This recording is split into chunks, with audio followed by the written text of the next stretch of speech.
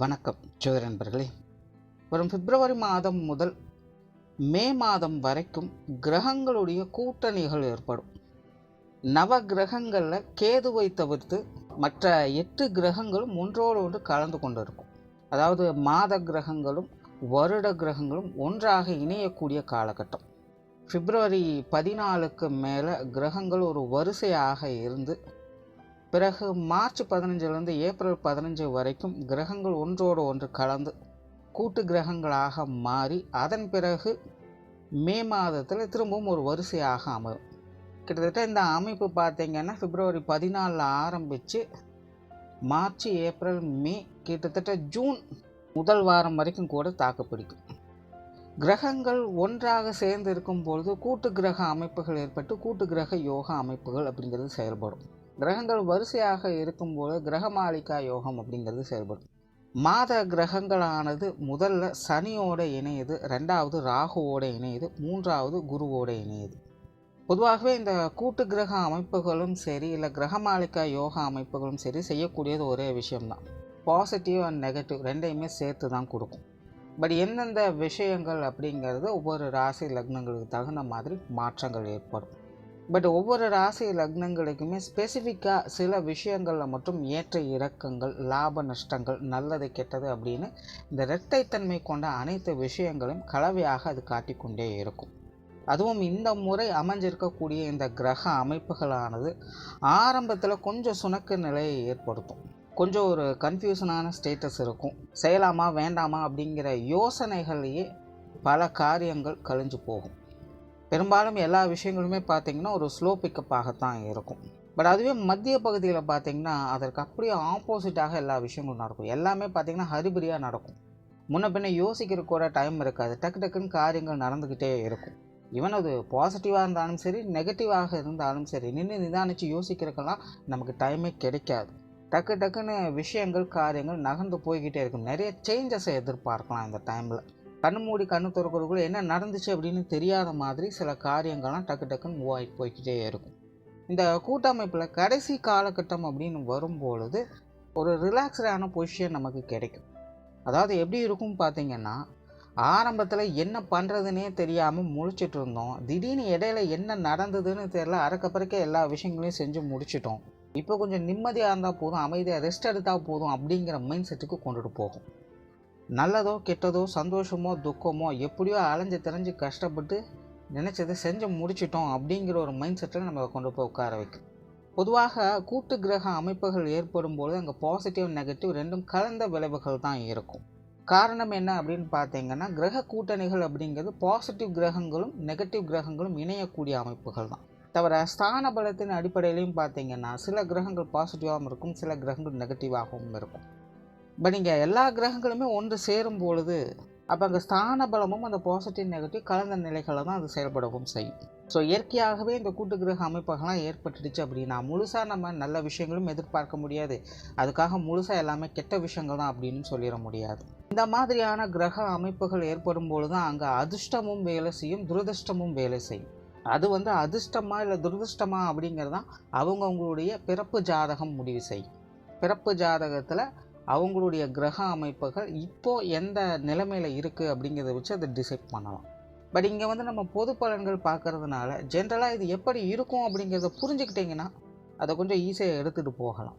ஒருவேளை இந்த காலகட்டங்கள் உங்களுக்கு நல்ல விஷயங்கள் நடந்துக்கிட்டு இருக்குது அப்படின்னா நீங்கள் சந்தோஷமாக அதை மேற்கொண்டு எடுத்துகிட்டு போகலாம்.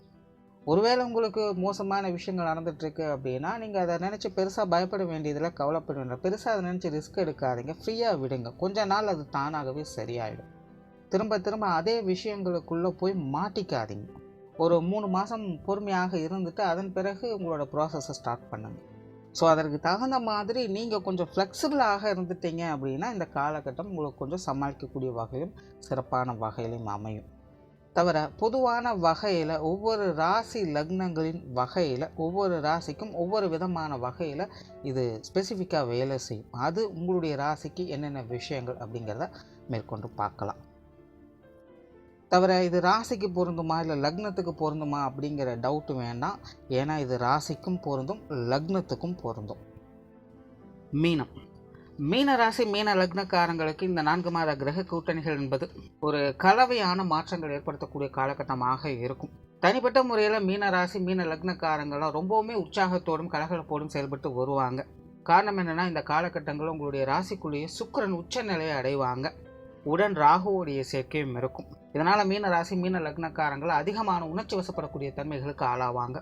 இளம் வயதில் இருக்கக்கூடியவங்களுக்கெல்லாம் பார்த்தீங்கன்னா பிடிவாத போக்குகள் அப்படிங்கிறது அதிகரிக்கும். சில விஷயங்கள்லாம் ரொம்பவுமே அடம் பிடிப்பாங்க. தனக்கு தேவை அப்படின்னா அதில் சரி தப்புன்னு யோசிக்காமல் அதுலேயும் முனைப்போடு இருந்துக்கிட்டே வருவாங்க. ஒரு அட்ஜஸ்டன்ட் டைப் இருக்காது.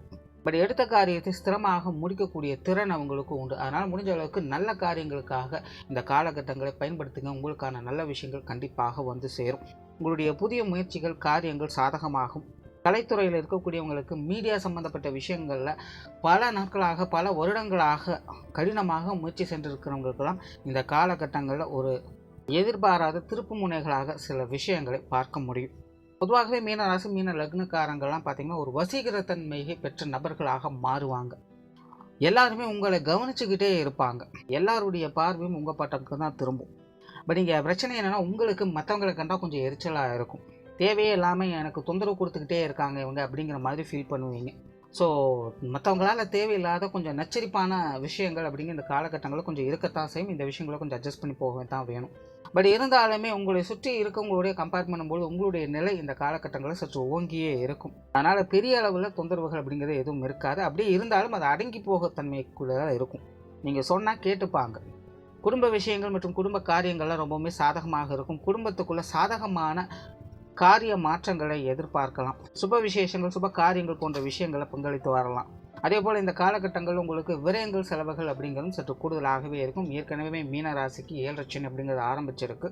இந்த கிரக கூட்டணிகள் அப்படிங்கிறது உங்களுக்கு பல நிலைகளையும் தேவையில்லாத விரயங்கள் செலவுகள் அப்படிங்கிறது கொண்டு வரவே செய்யும். அதனால் முடிஞ்ச அளவுக்கு இந்த காசு பண்ண விஷயங்கள்லாம் கொஞ்சம் கச்சிதமாக கையாளுங்க. கணக்கு வழக்குகளை சரிபார்த்து கொள்ளுங்கள். பிரயாணம் சார்ந்த விஷயங்கள் ஈடுபாடுகள் எது இருக்கும். நிறைய பேருக்கு தொலைதூர பிரயாணங்கள் அப்படிங்கிறது ஏற்படலாம். கண்டிப்பாக வெளி இடங்களுக்கெல்லாம் போய் ஆகணும் அப்படிங்கிற மாதிரி சுச்சுவேஷன்ஸ்லாம் சிலருக்கு ஏற்படலாம். அதே போல் இடமாற்றங்கள் அப்படிங்கிறதும் நிறைய பேருக்கு இந்த காலகட்டங்கள் ஏற்படும். வேலை நிமித்தமாக குடியிருப்பு நிமித்தமாக இடமாற்றங்கள் ஏற்படுறதுக்கு வாய்ப்புகள் இருக்குது. உற்றார் உறவினர்கள் நண்பர்கள் சம்மந்தப்பட்ட விஷயங்கள்லாம் கொஞ்சம் கவனத்தோடு செயல்படுறது நல்லது. அதாவது முகத்துக்கு முன்னாடி ஒன்று பேசுவாங்க, முகத்துக்கு பின்னாடி போய் ஒன்று பேசுவாங்க. ஸோ இந்த மாதிரியான விஷயங்கள்லாம் கொஞ்சம் அனுசரித்து போய்க்கிறது நல்லது. உங்களுடைய யூகத்திறன் அப்படிங்கிறது சிறப்பாகவே வேலை செய்யும். எல்லா விஷயங்களுமே தொலைநோக்கு சிந்தனையோடு செயல்பட்டு வருவீங்க. உங்களுடைய எதிர்காலம் குறித்து பல திட்டங்களை செயல்படுத்தி வருவீங்க. மெயினாக மீன ராசி மீன லக்னக்காரங்களுக்கெல்லாம் பார்த்தீங்கன்னா எதிர்காலம் குறித்து தான் அதிக சிந்தனைகள் அப்படிங்கிறது அதிகமாகிக்கிட்டே இருக்கும். அடுத்தது என்ன அப்படிங்கன்னே அதிகமாக யோசிச்சுக்கிட்டு இருப்பாங்க. அந்த மாதிரியான தேடல்களுக்கெல்லாம் தீர்வுகள் கிடைக்கக்கூடிய ஒரு காலகட்டமாக இருக்கும். ஸோ இதைத்தான் நம்ம இனி செய்ய போகிறோம் அப்படிங்கிறதுக்கு சில அடிக்கல் நாட்டுறது போல் சில விஷயங்களை செய்து வருவீங்க. தவிர உடல்நலம் சார்ந்த விஷயங்களும் கொஞ்சம் கவனம் எடுத்துக்கங்க. நிறைய பேருக்கு மருத்துவ விரயங்கள் அப்படிங்கிறது தவிர்க்க முடியாததாகவே இருக்கும். அதே போல் ஏற்கனவே ட்ரீட்மெண்ட்டில் இருக்கிறவங்களும் கொஞ்சம் கவனத்தோடு இருங்க. ஏன்னா இந்த கிரக கூட்டணிகள் அப்படிங்கிறது பெரும்பாலும் உங்களுடைய ராசியை சுற்றி தான் நகர்வுகள் இருந்துகிட்டு இருக்கும். அதில் குறிப்பாக ஆரம்ப காலகட்டம் அப்படிங்கிறது உங்களுடைய விரயஸ்தானத்தில் அதிகமாக சஞ்சாரம் இருக்குது. அதனால் இந்த பிப்ரவரி மார்ச் மாதங்கள்லாம் பார்த்தீங்கன்னா உடல்நலம் சார்ந்த விஷயங்களும் கொஞ்சம் கூடுதல் கவனம் எடுத்துக்கங்க. ஏப்ரல் மே மாதங்கள்லாம் பார்த்தீங்கன்னா ஒரு சாதகமான தன்மைகள் இருக்கும். உங்களுக்குள்ளே ஒரு ஆளுமை திறன் உருவாவதை பார்க்க முடியும். ஏன்னா அந்த நேரத்தில் சில விஷயங்கள் கொஞ்சம் டென்ஷனும் அதிகரிக்கும். அந்த விஷயங்கள் மட்டும் கொஞ்சம் கண்ட்ரோல் எடுத்துக்கங்க. அதே போல் ஏப்ரலுக்கு மேலே பொருள் வரவுகள் அப்படிங்கிறது உங்களுக்கு சாதகமாக இருக்கும். முதல் பகுதியில் பார்த்தீங்கன்னா உங்களுக்கு தேவையில்லாத விரயங்கள் செலவுகளை அதிகமாக ஏற்படுத்திகிட்டு இருக்கும். அதே போல் பிற்பகுதிகளில் பார்த்தீங்கன்னா அந்த விரயங்கள் சரி பண்ணிக்கிட்டும் இருக்கும். இழந்த பொருளாதாரத்தை மீட்டெடுக்கக்கூடிய தன்மைகள் இருக்கும். நிறைய பேருக்கு இந்த காலகட்டங்களில் பழைய பாக்கிகள் அப்படிங்கிறது வசூலாகும். உங்களுடைய சேமிப்புகள் உயர்வதற்கான வழிகளை இந்த காலகட்டங்களில் கண்டுபிடிப்பீங்க. ஏதாவது ஒரு வகையில் கண்டிப்பாக பொருள் வரவுகள் அப்படிங்கிறது சப்போர்ட்ஃபுல்லாக வேலை செய்யும். தொழில் வேலை உத்தியோக ரீதியாக ஒரு சாதகமான தன்மைகளை எதிர்பார்க்கலாம். வெளியூர் மற்றும் வெளிநாடு சம்பந்தப்பட்ட விஷயங்கள் ஈடுபாடுகள் அதிகரிக்கும். அது சார்ந்த விஷயங்களை கொஞ்சம் நிதானத்தோடும் கவனத்தோடும் செயல்பட்டு வர்றது நல்லது. ஸோ ஓவராலாக இந்த 4 மாத கிரக கூட்டணிகள் அப்படிங்கிறது மீன ராசி மீன லக்னக்காரங்களுக்கு விஷயங்கள் காரியங்கள் வகையில் கண்டிப்பாக அலைச்சல்கள் சிரமங்கள் இருக்கத்தான் செய்யும். பட் இருந்தாலுமே தனிப்பட்ட முறையில் ரொம்பவுமே உற்சாகத்தோடும் கலகலப்போடும் தான் காணப்படுவீங்க. உங்களுடைய மனோதைரியம் உங்களை எல்லா விஷயங்களுமே சாமர்த்தியமாக செயல்பட வைக்கும். அதன் மூலமாக சிறப்புகளையும் பார்த்து வருவீங்க. நன்றி, வணக்கம், வாழ்க வளமுடன்.